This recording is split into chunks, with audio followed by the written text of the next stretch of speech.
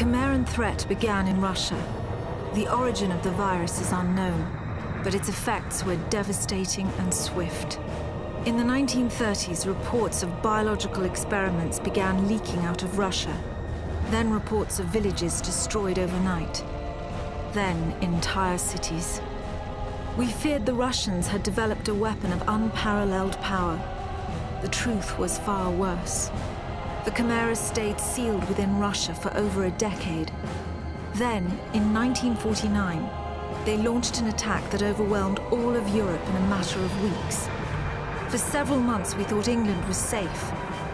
But in October of 1950, the Chimera burrowed under the Channel. We had prepared for them, but in 3 months' time, the war was lost.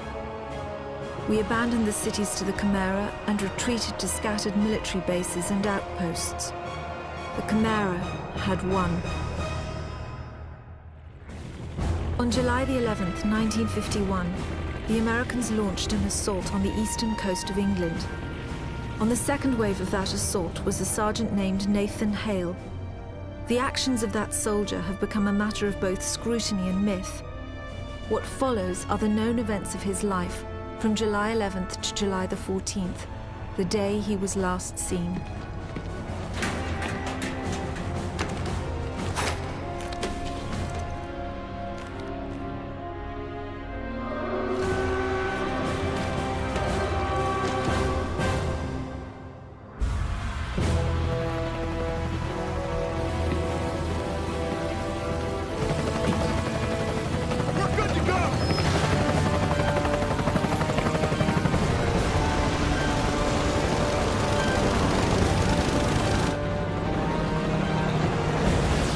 Soldiers had no idea what they would soon be facing.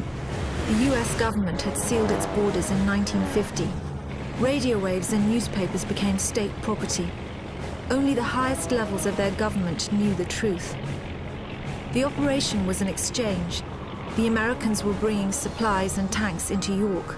We were giving them our one secret weapon, something we could offer that they couldn't build themselves. I was the commander of the convoy team that was to meet the US soldiers. We were ambushed in Manchester on the way to the rendezvous. There was no way to warn the Americans. They were on their own in York, fighting an enemy they knew nothing about. We never learnt exactly what happened there. All we know is that Nathan Hale was the sole survivor. No! No! No!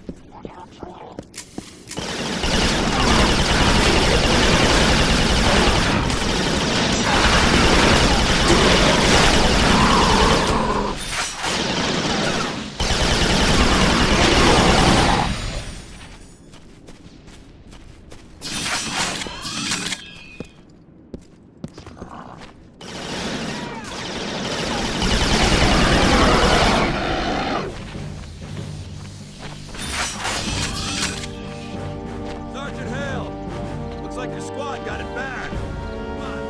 Let's get to the depot. Double time.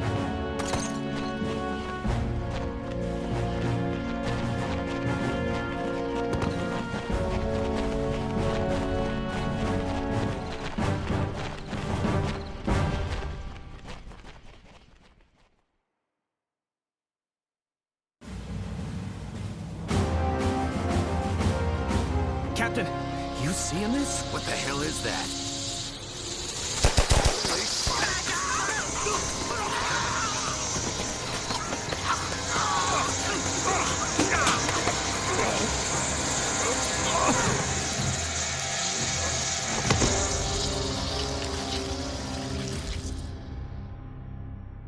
No one knows exactly how Hale was infected by the Quimerian virus. Our only clue is a journal entry recovered from the body of a US medic. It says that he encountered a number of comatose soldiers in a dry creek bed. One of the soldiers, a sergeant, suddenly woke up. Unlike the other soldiers, his body had no wounds at all. The sergeant refused any kind of medical examination, insisting on catching up to the rest of the company. If that sergeant was in fact Nathan Hale, then he remains the only known person to wake up after being infected.